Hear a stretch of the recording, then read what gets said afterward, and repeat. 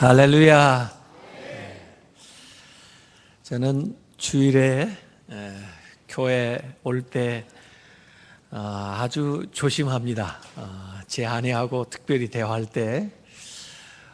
왜냐하면 혹간 잘못 얘기하면 평소에 아무렇지 않다가도 왠지 주일 아침에는 예민해져 가지고 그 기분을 상하게 되고 그런 적들이 있어요. 그래서 아침에 교회할 때 특별히 주의하고, 또 설교 전에 사실 성도들이 이제 주일에 만날 수 있으니까 제 방에 와서 이렇게 만나기도 하고 그러지만은 듣는 거 말하는 걸 아주 주의합니다. 왜냐하면 오늘 또 설교해야 되기 때문에. 그렇죠. 하나님의 역사가 크면 거기에 대응하는 사탄의 역사도 있기 마련입니다. 그래서 우리가 새해 들어가지고 무슨 새로운 결심을 하고 또 하나님 앞에 헌신하기로 하고 또 열심 내고 성경 공부하고 뭐 그러면 다 좋아할 것 같지만 사탄은 아주 싫어합니다. 그래서 잘 하려고 하는데, 잘하고 있는데 어려움에 봉착할 때도 있고, 또 근거 없는 말을 들을 때도 있고, 또 방해하는 일들에 우리가 당할 때가 있습니다. 그런 것들을 이상하게 여기지 마세요. 내가 하나님의 일을 하니까, 하나님의 기뻐하시는 일들을 하니까 이런 것들이 오나 보다, 그렇게 생각하셔야지. 대부분 시험 드는 사람들 보니까 나는 열심히 했는데, 나는 선한 일 했는데, 나는 하나님 기뻐하시는 일 했는데 왜 이런 일이 오나? 왜 사람들은 나한테 이렇게 얘기하나? 왜 인정해 주지 않나? 그렇게 해서 시험을 받고 그러는데 그거 당연한 겁니다. 우리가 하나님의 일을 하면 사탄이 시기해서 여러 가지 모양으로 여러 채널을 통해서 우리를 흔들어 보는 거예요. 그래서 진짜 지도자가 되려면 이런 많은 장애와 방해에도 불구하고 꿋꿋하게 더 잘해 나갈 수 있는 그런 방법을 터득해야 그야말로 지도자가 될 수가 있는 겁니다. 지도자에게 보상도 있지만 반면에 도전, 중상, 모략, 시기, 위험도 따른다고 하는 것을 기억을 해야 됩니다. 그래서 제일 앞장서서 나아가고 있기 때문에 바람도 제일 먼저 맞고, 또 어떻게 보면 주요 표적이 돼서 많은 어려움들이 날아올 수가 있어요. 그래서 시기와 질투의 대상이 되기도 하고, 끊임없이 그를 끌어내리려고 하는 일들이 진행이 되고 그렇습니다. 인생은 어떻게 보면 장애물 경주와 같아서 장애물 하나 넘으면 또 다른 장애물이 나오고, 그걸 넘으면 또 다른 장애물이 나와서 그걸 자꾸 넘어가면서 성장하고 더 강해지고 더 실력 있는 사람이 되어 가게 되는 겁니다. 죄도 가만히 보니까 죄의 관성도 있더라고요. 관성의 법칙 아시죠? 뭐 하나 움직이기 시작하면 그 속도로 계속해서 가려고 하는 것이 이게 관성의 법칙인데, 죄도 처음지기는 좀 어려울지 모르지만, 갈등을 느꼈을지 모르지만은 일단 죄를 짓고 나면 그 죄도 관성이 생겨가지고 그 다음은 쉬워지고 그 다음은 더 쉬워지고, 그렇게 해서 자꾸 죄를 짓게 돼요. 죄를 반복해서 지면 그때부터 죄의 종이 되고 사탄의 종이 돼가지고 어느새 사탄이 내 마음에, 내 삶의 주인이 되어가지고 좀채 나를 놔주려고 하질 않아요. 그래서 뭔가 새로운 삶을, 새로운 결단을 흘러치면은 굉장히 괴롭히고 어렵게 하고 힘들게 하는 것을 경험하게 되는 겁니다. 그래서 우리는 오래된 문제와 함께 사는 것을 새로운 해결책을 받아들이는 것보다 더 좋아하게 돼요. 이 말이 좀 중요한 말 같지 않아요? 그래서 다시 한번 얘기해 드릴게요. 우리는 오래된 문제와 함께 사는 것을 새로운 해결책을 받아들이는 것보다 더 좋아한다는 거예요. 그래서 문제 있는 건 아는데 그렇게 살아버릇 하니까 그 문제와 함께 사는 것에도 익숙해져 가지고 누가 해결책을 제시해줘로 이렇게 하면 좋겠다고 얘기를 해도 그 새로운 해결책을 받아들이는 것보다 옛날 그 문제하고 함께 살아가는 것을 좋아한다는 겁니다. 그러다 보니까 발전이 없고 변화가 없고 항상 그 모양이에요. 38년 된 병자 예수님 앞에 왔는데 예수님이 그 사람을 고쳐주시기 전에 물어봐요. 내가 낫기를 원하느냐 하고 물어봐요. 아니 당연히 아픈 사람 낫기를 원하겠죠. 그러지만은 그것도 38년이 되다 보면 관성이 생겨가지고 또 남이 동정도 해주고 그러면서 그렁저렁 먹고 살고 있기 때문에 견디고 있기 때문에 새로운 변화를 시작할 수가 있는 거예요. 만약에 자기가 일어나서 활동을 하게 되면 자기가 스스로 일해서 먹고 살아야 되지, 또 그동안 몰랐던 거 배워야 되지, 또 관계를 맺어야 되지, 뭐 이런 것들을 생각하니까 복잡해서 그냥 난 이 모양으로 그동안 38년도 살았는데 그냥 살다가 죽을래요. 이렇게 생각하는 사람이 생긴다는 얘기입니다. 모세가 이스라엘 사람들 애굽 종로로 하던 사람들을 건져내기 위해서 가서 바로하고談판을 짓는데 모세가 와서 바로하고 이야기를 하기 시작하면서부터 바로가 오히려 이스라엘 사람들을 더 학대하는 거예요. 그러니까 유대 사람들이 뭐라고 불평을 합니까? 아니 당신이 안 왔을 때는 우리가 그럭저럭 살만했는데 당신이 와서 바로한테 얘기하면서부터 우리가 이렇게 어려워지지 않느냐? 우리 인생에서 제발 좀 빠져달라. 이렇게 얘기하는 거예요. 나중에 광야에 나가서도 무슨 일만 있으면 항상 애굽으로 회귀하려고 하는 그런 생각이 있어서 애굽에 있을 때가 좋았는데, 그때 고기 가마 옆에서 있었을 때가 좋았는데, 그렇게 하면서 자꾸 불평 불만을 하게 되는 겁니다. 그래서 지도자가 된다는 것, 지도적인 삶을 살아간다는 것은 참 이런 많은 도전, 장애물과 더불어 싸우면서 나가는 거예요. 그래서 우리가 행하려고 하는 선한 일들에는 반드시 사탄의 또는 장애, 어려움들이 찾아 나온다는 것을 여러분이 기억을 해야 됩니다. 그래서 무슨 선한 일을 하는데 장애에 부딪히면 세상에서도 그 병원에 가니까 호전 반응이라고 하더라고요. 호전 반응이다. 약 효과를 내는 거라는 거예요. 그래서 내가 선한 일을 하고 있구나, 내가 하나님의 기뻐하시는 일을 하고 있구나, 그렇게 생각하면서 오히려 용기를 내세요.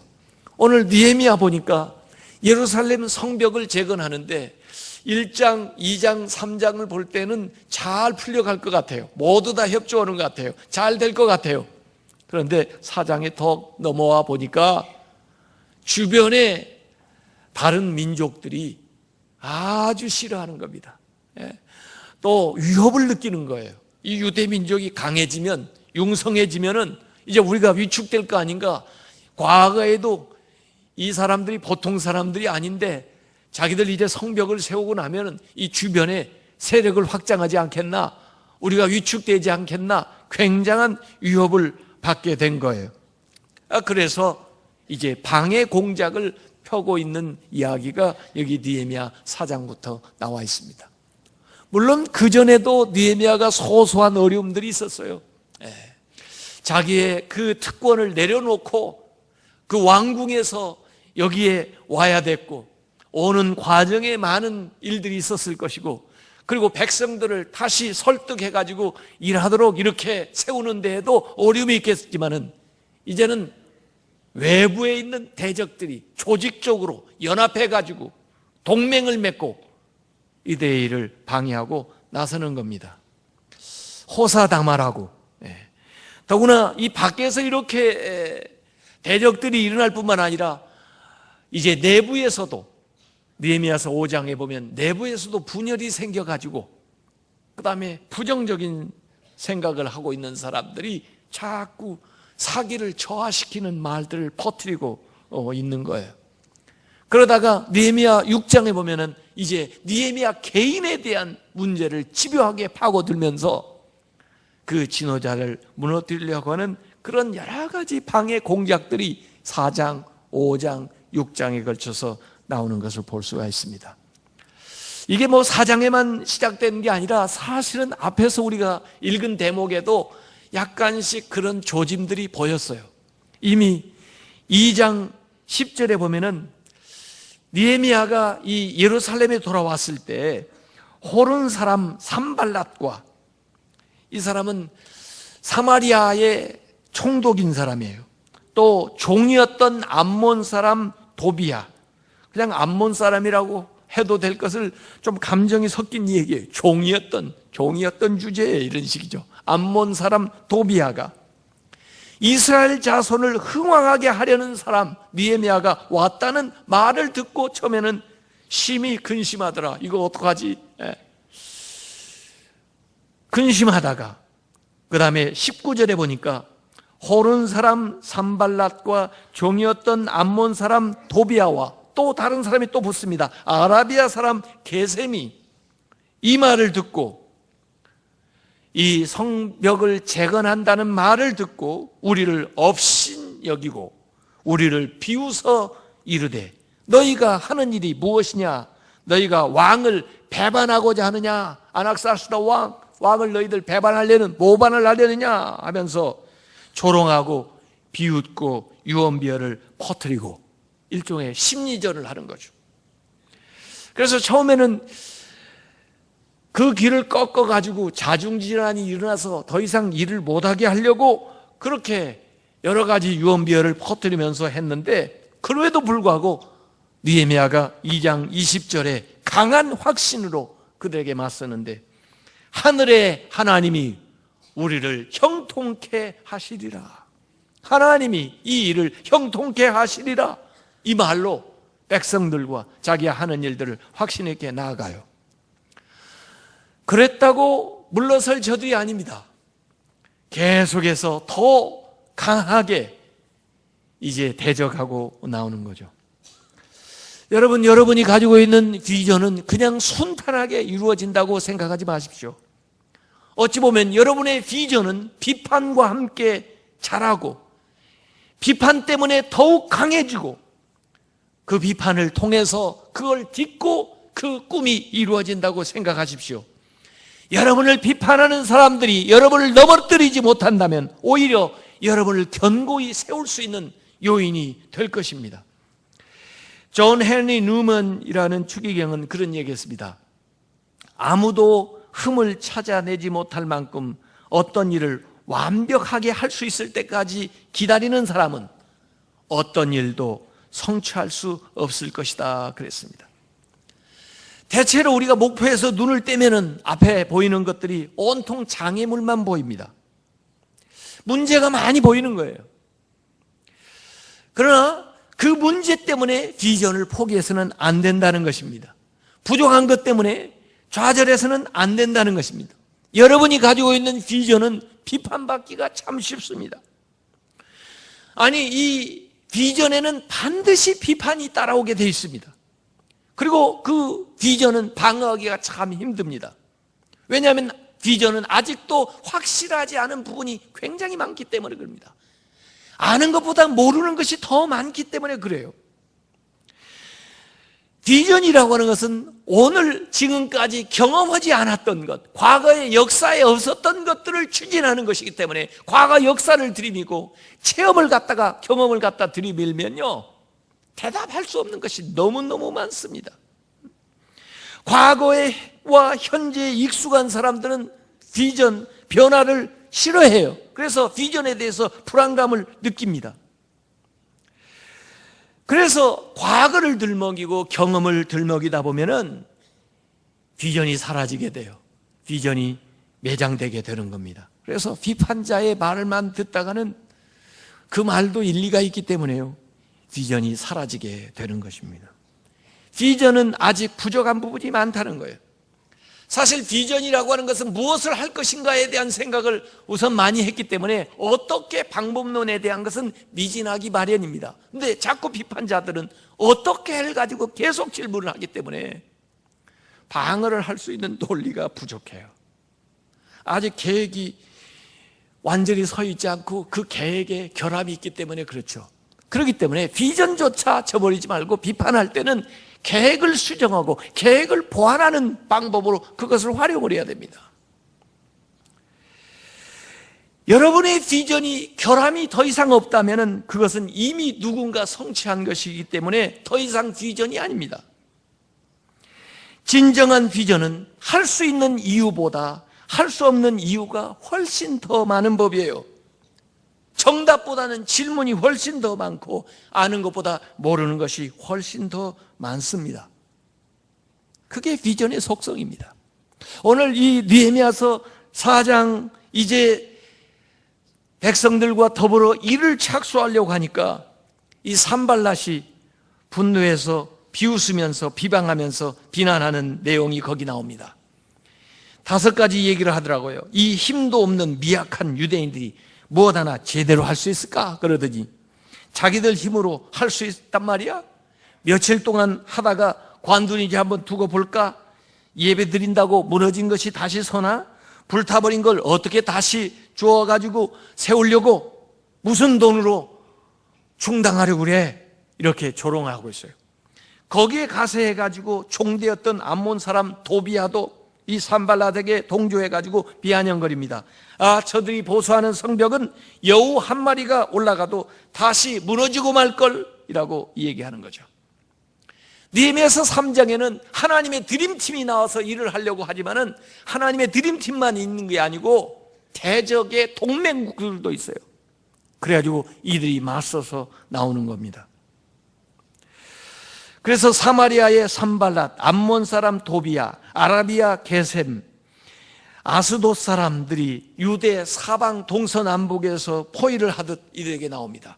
예루살렘 동쪽에는 암몬 사람, 서쪽에는 아스돗 사람, 남쪽에는 아라비아 사람, 북쪽에는 사마리아 사람, 그리고 그 총독들이 여기 성을 어떻게든지 재건하지 못하게 하도록 방해를 하고 있어요. 그래서 백성들이 모처럼 모였는데 계속 김빼기 전략을 구사합니다. 그래도 느헤미야는 사람들에게 독려를 하면서 열심히 노력을 해가지고 느헤미야서 4장 6절에 보면 그럼에도 불구하고 우리가 성을 건축하여 전부가 연결되고 일단 성 전체 연결이 되고 높이는 절반까지 이르렀으니 이는 백성이 마음을 들여 일을 하였습니다. 한 반절 정도 이루어 놨어요. 그런데 반대는 더욱 거세집니다. 처음에는 그저 말로 그렇게 하다가 이제는 완력을 쓰겠다고 하는 이 이야기가 나옵니다. 느헤미야서 4장 7절 8절에 보면 예루살렘 성이 중수되어 그 허물어진 틈이 메꾸어져 간다 함을 듣고 저들이 심히 분노하여 다 함께 꾀하기를 그곳에 가서 그것을 요란하게 하자. 그래서 공사를 방해하고 심지어 죽여서라도 그 일을 중지시키자라고 얘기를 하고 있습니다. 느헤미야서 4장 11절에 우리의 원수들은 이르기를 그들이 알지 못하고 보지 못하는 사이에 이스라엘 사람들이 알지 못하고 보지 못하는 사이에 습격을 해가지고 우리가 그들 가운데 달려들어가서 살육하여 전 역사를 그치게 하리라. 마치 그 전쟁이 일어날 그 일촉즉발의 상황에까지 다루는 것 같아요. 이렇게 반대하는 무리들이 무리를 지어가지고 점점 강도를 세게 해가면서 이제는 무력을 행사해서라도 이를 중단시키겠다고 위협을 하는 사면초가의 상황이에요. 이렇게 되니까 내부에서도 이제 균열이 일어나게 됐습니다. 내부 안에서 비협조적인 사람들이 나오고 그 일의 성취에 대한 부정적인 생각을 하는 사람이 나오고 또 일에 참여하지 않는 소극적인 사람들이 나타나게 되었어요. 그래서 느헤미야서 4장 10절에 보니까 유대 사람들은 일기를 내부에서 흙 무더기가, 무너진 흙잔의 무더기가 아직도 많거늘 짐을 나르는 자의 힘이 다 빠졌으니 우리가 성을 건축하지 못한다고 자기들이 결론을 내려요.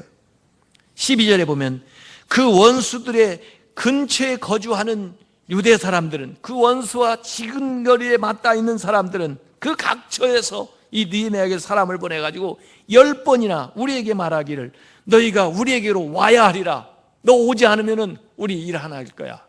와서 여기 상황을 봐야지. 왜 그러고 있어? 하면서 서로 요구하는데 10번씩이나 사람을 보내가지고 오라고. 그러지 않으면 우리는 못한다고. 유다 사람들도 거기에 빠져 있는 거예요. 이렇게 육체적으로도 힘들고 비전도 상실하고 자신감도 상실하고 불안해하는 유대인들을 격려해서 다시 이 일을 이루어 나가는 느헤미야는 어떤 방식으로 이들을 이끌어 갔을까? 이걸 살펴보고 싶어요. 첫째는 보니까 느헤미야서 4장 4절 5절에 보니까 느헤미야는 기도했습니다. 물론 이 일을 시작할 때도 기도했지만은 이 과정 속에서 느헤미야는 하나님 앞에 이렇게 기도했습니다. 우리 하나님이여 들으시옵소서. 우리가 지금 업신여김을 당하나이다. 저 대적들이 하는 이야기를 하나님 들으시라고. 우리가 지금 이렇게 모욕을 받고 비웃음을 사고 업신여김을 당하고 있습니다. 하나님 좀 들으세요. 그럼 하나님 앞에 기도하는 겁니다. 이 기도는 아마 히스기야 왕이 사네립한테 위협하는 말과 편지를 받았을 때 하나님의 전에 올라가서 그걸 펴놓고 기도한 것 같아요. 하나님 눈이 계시면 한번 보세요. 하나님 귀가 계시면 한번 들어보세요. 이들이 우리를 이렇게 능욕하고 이렇게 위협합니다. 하나님 어떻게 해야 돼요? 하나님이 도와주시지 않으면 어떡합니까? 하고 하나님 앞에 기도하는 겁니다. 이 즉각 기도예요. 어려움을 당했을 때 그 반대자에게 나가서 같이 싸우는 것은 아주 나쁜 방법입니다. 또 그렇다고 해서 낙심해가지고 일을 그만두는 것도 그에게 굴복하는 것입니다. 그들이 비웃을 때 기도로 대응하시기 바랍니다. 하나님 앞에 나가시길 바랍니다. 여기 느헤미야가 하는 방식이 그거예요. 느헤미야가 이 기도하는 걸 가만히 보니까 정말 얼마나 다급했든지 그 심정이 느껴져요. 하나님이 좀 손 좀 써달라는 기도를 합니다. 이 평상시에 이 기도를 읽기에는 좀 거북해요. 원하건대 그들이 욕하는 것을 자기들의 머리에 돌리사 노략거리가 되어 이방에 사로잡히게 하시고 주 앞에서 그들의 악을 덮어두지 마시며 그들의 죄를 도말하지 마옵소서. 그들이 건축하는 자 앞에서 주를 노하시게 하였음이니이다 라고 하나님 앞에 가서 고발하는 기도를 하는 거예요. 저들이 이렇게 방해를 하고 못하게 하니 하나님 절대 걔들 용서하면 안 돼요. 걔들이 잡혀가게 하시고 어려움 당하게 해달라고 이렇게 기도하는 거예요. 이런 기도가 시편에도 종종 나와요. 다윗의 시편에 보면 종종 나와요. 우리가 그런 상황에 빠져보지 않아서 그렇지 얼마나 다급하면, 얼마나 억울하면, 얼마나 힘들면은 이런 기도를 할까요? 그래서 이 느헤미야는 비판자들이 있었지만 비판자 중심으로 끌려 살아가는 것이 아니라 비전 중심으로 나아가는 거예요. 하나님 중심으로 나아가는 거예요. 하나님 앞에 기도하는 거예요. 그러면서 기도할 뿐만 아니라 할 수 있는 일을 하는데 느헤미야서 4장 9절 보니까 우리가 우리 하나님께 기도하며 그들로 말미암아 파수꾼을 두어 주야로 방비하는데 그랬습니다. 기도하면서 일하고 기도하면서 방비하고 이런 방식으로 해나가는 겁니다. 두 번째, 느헤미야가 이 어려운 상황을 대처한 방식을 보니까 어려움에 처할 때마다 이 비전이 어디에서 왔는지를 분명히 기억하고 있어요. 여러분이 혹시 비전 때문에 어려움을 겪는다면 그걸 한번 다시 확인해 봐야 돼요. 그 비전이 여러분의 자의적인 생각인지 하나님이 주신 비전인지. 만약에 하나님이 주신 비전이라면 전혀 무서워할 거 없습니다. 담대하게 그걸 붙들고 하나님이 이루실 때니까 하나님 앞에 나아가면 되는 겁니다. 나를 부르신 분, 나에게 일을 맡기신 분, 이 일을 성취하실 그 크고 두려우신 하나님을 기억하면서 하나님 앞에 나아가는 것입니다. 그래서 느헤미야서 4장 14절에 보니까 백성들에게 느헤미야가 그런 얘기합니다. 너희는 그들을 두려워하지 말고 지극히 크시고 두려우신 주를 기억하고 하나님을 기억하고 너희 형제와 자녀와 아내와 집을 위하여 싸우라. 문제만 바라보고 문제가 크다고 하지 말고 문제보다 더 크신 하나님을 눈을 들어 바라보라는 겁니다. 믿음의 눈은요, 하나님, 크신 하나님을 보는 거예요. 세상의 눈은요, 큰 문제만 보이는 거예요. 그 문제가 크게 보이니까 옴짝달싹을 보더는 거예요. 제가 시골에 살 때는 그 황소도 이렇게 몰아본 적이 있어요. 처음에 황소를 이렇게 끌려오니까 이 초등학생도 안 되는 게 얘가 와서 받아버리면 나는 어떡하더나 걱정을 했는데 가서 이렇게 잡아보니까 그게 걱정할 게 없는 게요, 얘가 얼마나 말을 잘 듣는지 끄는 대로 잘 따라와요. 그냥 도망가도 될 텐데 그렇게 잘 따라와요. 알고 보니까요, 황소 눈이 커가지고 애가 엄청 크게 보인답니다. 그러나 얘가 겁을 먹어가지고 따라오는 거예요. 우리는 이렇게 문제는 크게 보고 하나님은 작게 보이는 거예요. 그래가지고 문제 때문에 힘들어요. 그러나 믿음의 눈은 이 문제보다 더 큰 하나님을 보는 걸 믿으시길 바랍니다. 산만 바라보는 게 아니라 산을 움직이시는 하나님을 바라보는 게 믿음이에요.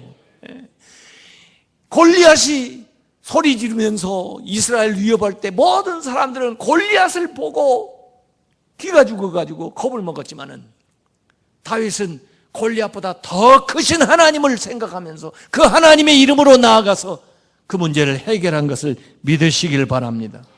우리의 눈이 열려야 돼요.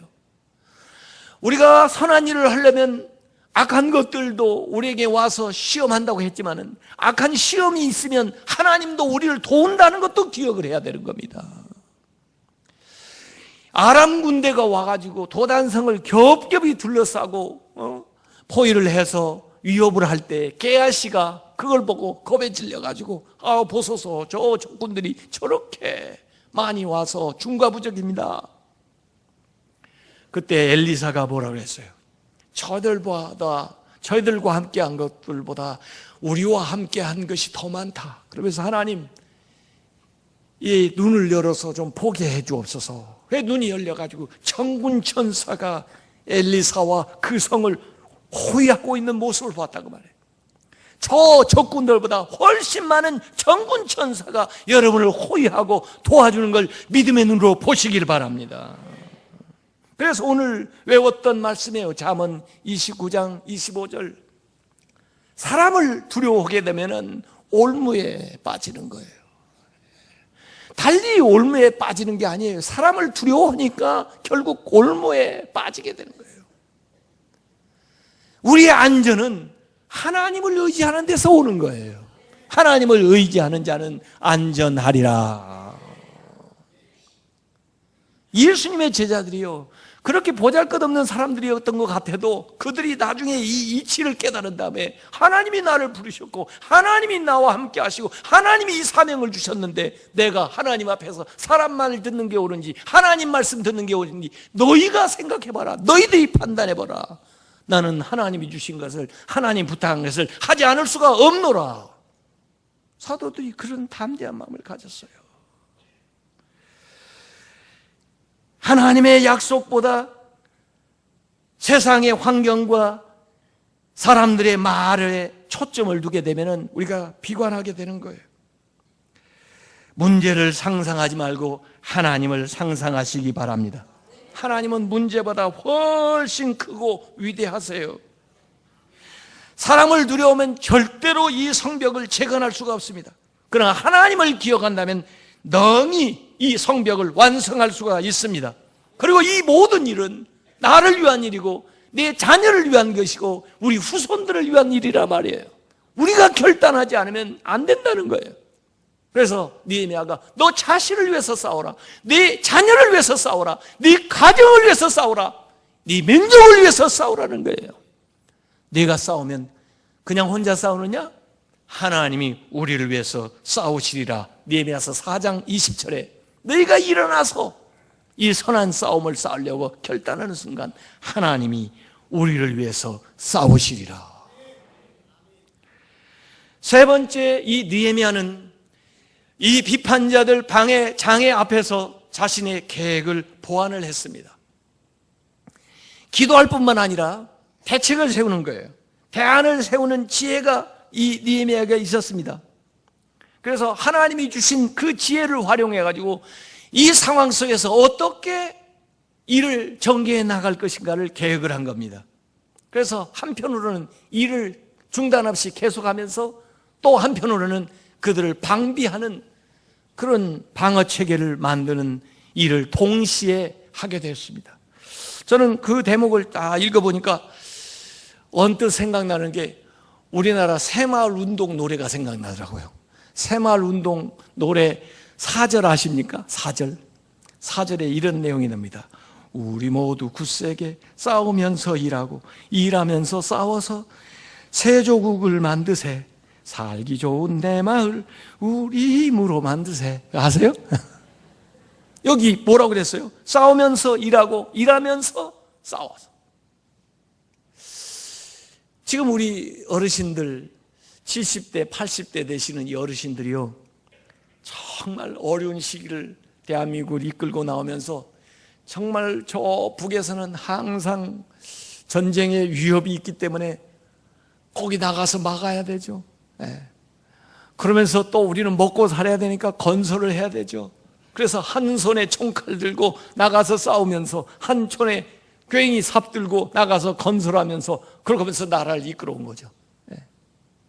우리가 그걸 잊어서는 안 돼요. 지금도 마찬가지. 지금도 군의 저기 DMZ 철책선에서는 밤을 새워가면서 우리 젊은 아이들이 나라를 방비하는 거예요. 공중에서 또 영해에서 나라를 보유하는 거예요. 또 한편은 열심히 일해요. 물론 우리가 전쟁의 위협이 없다면 그 힘을 다 투입해서 더 부강하게 더 잘 살지도 몰랐지만은, 그러나 현실적으로 대비하는 거죠. 여기 느헤미야가 속도는 좀 느려졌을지 몰라도 두 부류로 나눠가지고 한쪽은 낮에 방비를 쓰면 한쪽은 낮에 일하고, 또 한쪽은 밤에 일하면 한쪽은 나가서 방비를 쓰고 그렇게 만들었어요. 느헤미야서 4장 16절 17절에 보면 그때로부터 그들이 위협하고 와서 공격한다고 침범한다고 위협할 그때로부터 내 수하 사람들의 절반은 일하고 절반은 갑옷을 입고 창과 방패와 활을 가졌고 민장은 유다 온 족속의 뒤에 있었으며 성을 건축하는 자와 짐을 나르는 자는 다 각각 한 손으로 일을 하며 한 손에는 병기를 잡았다. 한 손에는 연장을 가지고 일하면서 한 손에는 병기를 잡고 일을 했어요. 심지어 여기 보니까요, 아주 체계적으로 하는데 약한 지역에는, 평지에는 사람들을 더 투입해서 거기 방비를 하게 하고, 나팔수들을 두어가지고 어느 쪽으로 뚫고 들어오든지 표시를 해가지고 정보를 나눠서 그 다음에 나팔을 부는 쪽으로 병력이 집중해서 그쪽을 막아주도록 하고, 그렇게 전부 하는데, 심지어 느헤미야와 그 사람들이 밤에도 옷을 벗지 않고 잤다고 그랬습니다. 언제라도 나팔이 울리면 뛰어나갈 수 있을 정도로 방비를 하고 아마 쪽잠을 자는 거죠. 그런 식으로 해서라도 절대로 이 비전은 포기할 수 없고 이것은 반드시 이루어야 된다는 겁니다. 성 밖에서 와가지고 일하던 사람들 일 끝나고 자기 집으로 돌아가곤 했는데 그 사람들 성 안에서 자도록 했어요. 가다가 무슨 일을 당할지 모르니까. 그래서 이 느헤미야는 비전은 분명하고 일정하지만은 그 상황에 따라서 현실적으로 계획을 약간씩 수정하면서 일정을 약간씩 수정하면서 일을 진행해 나가는 것을 볼 수가 있는 것입니다. 비전을 이루는 방법은 여러 가지가 있어요. 그래서 때로는 여러 방해와 어려움 때문에 계획을 수정해야 되는 경우가 있고 보완해야 되는 경우가 있다 할지라도 그 비전은 포기하지 않고 그 비전은 끝까지 이루어 나가는 것을 여기에서 볼 수가 있는 것입니다. 여러분이 이 세상에서 새 일을 하려면은, 지도적인 삶을 살려면은, 믿음 생활만 잘하려고 해도 여러 가지 방해와 어려움이 온다는 것을 여러분이 아세요. 하나님의 역사가 있으면 마귀의 역사도 있기 마련입니다. 그 대적을, 그 장애물을 어떻게 극복할 것이냐? 기도함으로 이겨내시길 바랍니다. 하나님을 기억하고 하나님이 주신 그 소명을 더 굳건하게 붙들므로 이겨내시길 바랍니다. 하나님이 주시는 지혜와 계획을 따라서 여러분이 할 수 있는 일을 행함으로써 그 어려움을 이겨내시길 바랍니다. 그래서 마침내 그 비전의 사람, 지도자의 삶을 살아가시길 주님의 이름으로 축원합니다. 기도하겠습니다. 하나님께서 금년에 주신 비전이 있습니까? 여러분이 하나님 앞에 다짐한 바가 있습니까? 그걸 이루어 나가는 데 장애물이 있습니까? 어려움이 있습니까? 하나님의 선한 일을 위해서 힘을 내십시오. 하나님이 도와주십니다. 앞으로 10년 후에 이룰 비전 때문에 여러분이 감당해야 될 짐들이 있습니까? 기꺼이 믿음으로 기도하면서 짊어지십시오. 새로운 역사가 일어날 것입니다. 하나님 이 시간 저희들에게 능력을 더하시고 강하고 담대한 마음 주시고 오직 하나님만을 바라보고 나아가서 이 비전을 이루는 사람 되게 해주옵소서. 하나님께 영광 돌리는 생을 살게 해주옵소서. 주여 한번 부르고 기도하도록 하겠습니다. 주여!